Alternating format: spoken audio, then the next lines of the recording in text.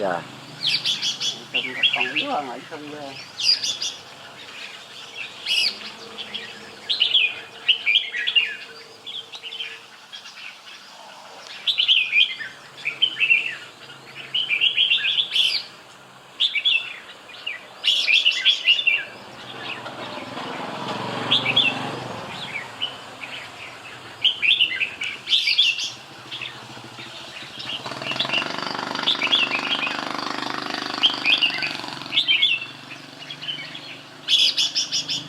Có con mập ở trong cái bánh bánh ghê á.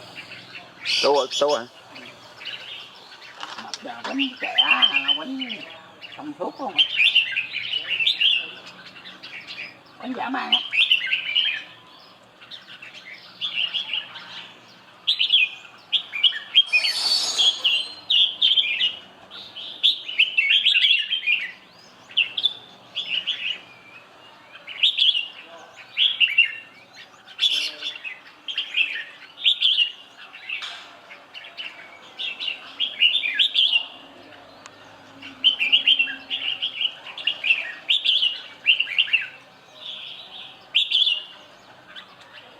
Mình dở cái mình hay chơi sớm nó về nó bị đổ lông lại.